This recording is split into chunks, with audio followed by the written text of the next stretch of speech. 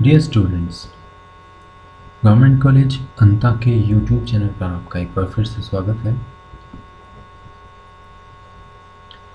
हम बात कर रहे थे बीएससी पार्ट फर्स्ट मैकेनिक्स के एक यूनिट के पहले टॉपिक द्रव्यमान केंद्र के बारे में। और पिछले वीडियोस में हमने ये जान लिया है कि द्रव्यमान केंद्र क्या होता है, द्विकण निकाय के लिए द्रव्यमान केंद्र तथा बहुकणीय निकाय के लिए द्रव्यमान केंद्र की स्थिति कहाँ पर होगी, इसके बारे में हमने मैथमेटिकली भी देख लिया है कि उनकी स्थिति किस प्रकार से और कहाँ होगी। आज हम जिस टॉपिक के बारे में बात करेंगे वो है द्रव्यमान केंद्र की गति। हमने ये जाना था कि किसी भी निकाय का द्रव्यमान केंद्र उस निकाय के संपूर्ण द्रव्यमान को अपने अंदर काल्पनिक रूप से समेटे हुए होता है। अर्थात हम मान सकते हैं कि उस निकाय का संपूर्ण द्रव्यमान उस केंद्र पर सेंटर्ड है, केंद्रित है, माना जा सकता है। अब हम ये जानने का प्रयास करेंगे कि उस द्रव्यमान केंद्र की गति क्या संपूर्ण पिंड की गति को प्रदर्शित करेगी, क्या ऐसा है? यदि ऐसा है तो हम ये प्रूव कर पाएंगे कि हमें पिंड के प्रत्येक कण की गति का अध्ययन करने की आवश्यकता नहीं है, केवल द्रव्यमान केंद्र की गति का अध्ययन करें तो हम संपूर्ण पिंड की गति का अध्ययन कर पाएंगे। तो ये सुविधा यदि हमें चाहिए तो हमें ये प्रूव करना होगा कि द्रव्यमान केंद्र की गति का अर्थ है पिंड या निकाय की गति के। तो हमें फिर पिंड या निकाय के प्रत्येक कण की गति का अध्ययन करने की आवश्यकता नहीं रहेगी। तो हम ये प्रूव करने का प्रयास करते हैं कि वास्तव में द्रव्यमान केंद्र की गति किस प्रकार से एक संपूर्ण तंत्र की गति को प्रदर्शित कर सकती है। द्रव्यमान केंद्र की स्थिति का समीकरण है वो हमारे पास ऑलरेडी है। RCM vector is equal to summation MI/RI vector upon M, जहाँ RCM है मूल बिंदु के सापेक्ष बहुकणीय तंत्र के द्रव्यमान केंद्र का स्थिति सदिश। अब ये स्थिति सदिश है अर्थात पोजीशन है, स्थिति है, और जब हम स्थिति का समय के साथ अवकलन करते हैं तो हमें वेग प्राप्त होता है। तो RCM का यदि हम अवकलन कर देंगे तो हमें प्राप्त होगा VCM vector. VCM vector is equal to d RCM vector upon dt। RCM की वैल्यू यहाँ पे पुट करते हैं तो वो हो जाएगा 1/m, जो कि कांस्टेंट है, इसको बाहर ले लिया जाएगा। समेशन MI ये भी कांस्टेंट है, इसको बाहर ले लिया जाएगा। तो डिफरेंशिएशन होगा सिर्फ DRI अपॉन dt, केवल RI वेक्टर का डिफरेंशिएशन होगा।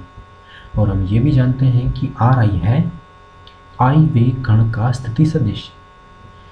I वेग कण के स्थिति सदिश का जब हम समय के सापेक्ष अवकलन करेंगे तो I वेग कण का वेग प्राप्त होगा VI वेक्टर। तो ब्रैकेट वाली इस टर्म का जो वैल्यू है वो आएगा VI वेक्टर। तो VI है कण तंत्र के I वेग कण का वेग। समीकरण हमें प्राप्त हो गया।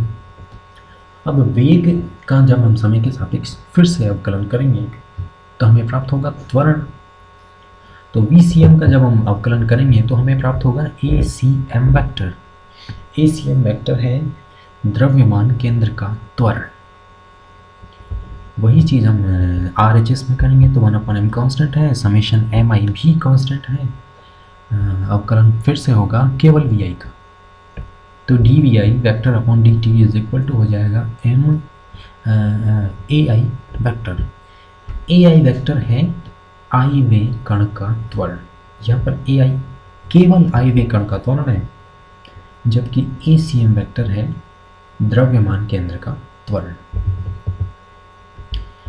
यहाँ पर इस कैपिटल M को यदि हम यहाँ मल्टीप्लाई कर दें तो ये हो जाएगा MACM vector is equal to summation FI vector. इस तरफ बचेगा MI इंटू AI वेक्टर, द्रव्यमान गुणा त्वरण।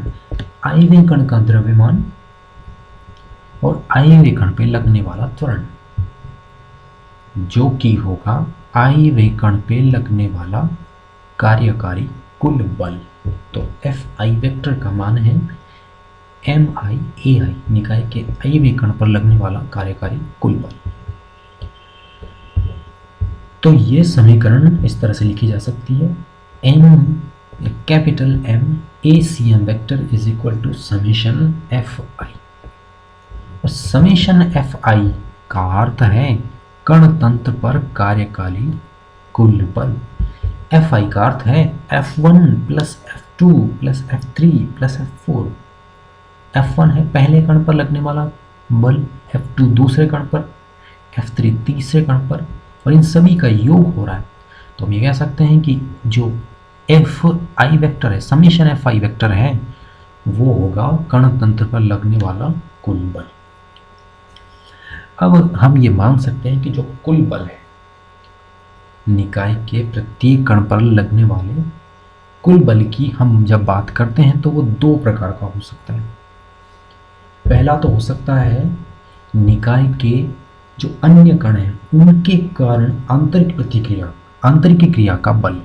एक कण है, उस कण के पास दूसरा कण भी मौजूद है, तीसरा कण भी मौजूद है, वो सभी कणों से कई सारे कणों से घिरा हुआ है। तो उन सभी कणों के कारण एक कण पर आंतरिक बल भी लगेगा, अंतः क्रिया होगी, और उसे हम कह सकते हैं आंतरिक बल।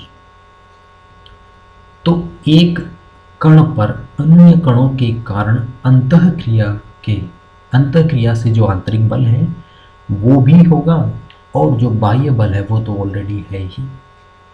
तो प्रत्येक कण पर दो प्रकार के बल हो सकते हैं, एक तो आंतरिक बल और एक बाह्य बल। बाह्य बल जो एक्सटर्नल बॉडीज हैं लगाया जाएगा, और आंतरिक बल जो ऑलरेडी निकाय में मौजूद है।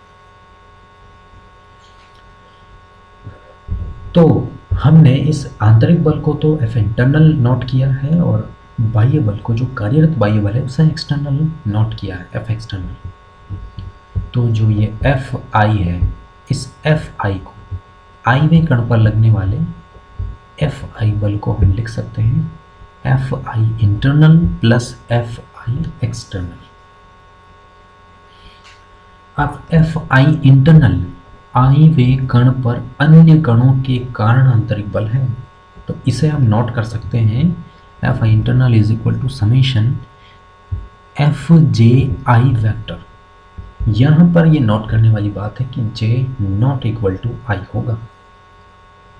यहाँ पर j और i की वैल्यू 1 2 3 4 5 6 7 n तक कुछ भी हो सकती है। तो यहाँ पर j not equal to i इसलिए लिखा गया है कि कण पर लगने वाले जो बल हैं वो अन्य कणों के कारण है, स्वयं के कारण कोई बल नहीं लगेगा। यदि यहाँ j इक्वल टू i हो गया तो ये क्या होगा, F11 F1 F22 F33। पहले